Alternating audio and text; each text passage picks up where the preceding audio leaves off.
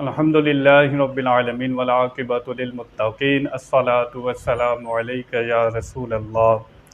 اللہ تعالیٰ سورۃ الانعام میں ارشاد فرماتا ہے وَمِنْهُم مَّن يَسْتَمِعُ إِلَيْكَ وَجَعَلْنَا عَلَىٰ قُلُوبِهِمْ أَكِنَّةً يَفْقَهُوهُ وَفِي آذَانِهِمْ وَقْرًا وَإِن يَرَوْا كُلَّ آيَةٍ لَّا يُؤْمِنُوا بِهَا حَتَّىٰ إِذَا جَاءُوكَ يُجَادِلُونَكَ يَقُولُ الَّذِينَ كَفَرُوا إِنْ هَٰذَا إِلَّا أَسَاطِيرُ الْأَوَّلِينَ وَهُمْ يَنْهَوْنَ عَنْهُ وَيَنْأَوْنَ عَنْهُ وَيُهْلِكُونَ إِلَّا أَنفُسَهُمْ وَمَا يَشْعُرُونَ۔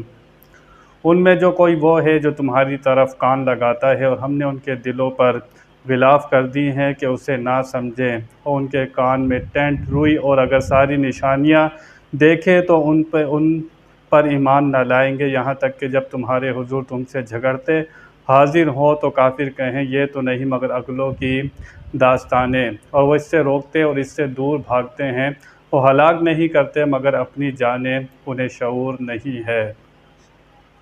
نبی کریم صلی اللہ تعالیٰ علیہ وسلم جب قرآن پاک کی تلاوت فرماتے، ابو جہل اور دوسرے مشرکین کان لگا کر سنا کرتے تھے، پھر آپس میں باتیں کرتے تھے یہ تو پرانے لوگوں کی کہانیاں ہے، قرآن کو جھٹلا رہے تھے۔ کہنے کا مقصد یہی تھا کہ یہ اللہ تعالیٰ کا کلام نہیں ہے، یہ نبی سچے نہیں ہے، قرآن پاک کو جھٹلا رہے تھے۔ اللہ فرماتا ہے یہ کان لگا کر سنتے تو ہیں، یہ قرآن ان کے دلوں میں نہیں اترتا۔ ختم اللہ علی قلوبہم، اللہ فرماتا ہے ان کے دلوں پر پردہ ہے، کانوں پر پردہ ہے، آواز سنتے ہیں، قرآن پاک کی آواز ان کے دل تک نہیں پہنچتی۔ کیوں نہیں پہنچتی تھی؟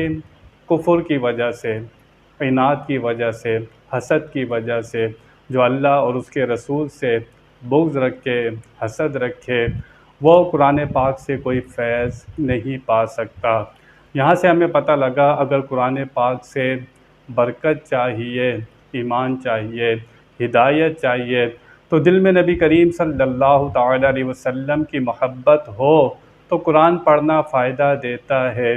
اگر نبی سے پیار نہیں ہے، نبی سے محبت نہیں ہے، نبی کے غلام نہیں ہے، نبی کے فرما بردار نہیں ہے، تو پورا قرآن بھی یاد کر لیں، رات دن بھی تلاوت کریں، اگر حضور سے محبت نہیں ہے تو اس قرآن سے کوئی فائدہ نہیں ہوتا۔ ابو جہل قرآن سنتا تھا، حضور کو دیکھتا تھا، لیکن کوئی فائدہ نہیں ہوا، کیونکہ دل سے وہ نہیں مانتا تھا، آپ سے محبت نہیں رکھتا تھا۔ تو قرآن پاک اسی کو فائدہ دے گا جو اس سے محبت کرے گا، پیار کرے گا۔ تو یہاں سے پتہ لگا کہ جو عشق نبی کے بغیر بخاری پڑھتے ہیں یا قرآن پڑھتے ہیں، نہ حدیث ان کو فائدہ دیتی ہے، نہ قرآن ان کو فائدہ دیتا ہے۔ حضور خود فرماتے ہیں جب تک میں کسی کو ساری کائنات سے زیادہ، اس کی اولاد، بچوں سے، ہر چیز سے زیادہ پیارا نہ ہو جاؤں، جب تک وہ کامل مومن نہیں ہو سکتا۔ تو ایمان والا کون ہے؟ جو اللہ رسول سے ٹوٹ کر محبت کرتا ہے، پھر قرآن پڑھنا اسے ہدایت دیتا ہے۔ وآخر دعوانا ان الحمد للہ رب العالمین۔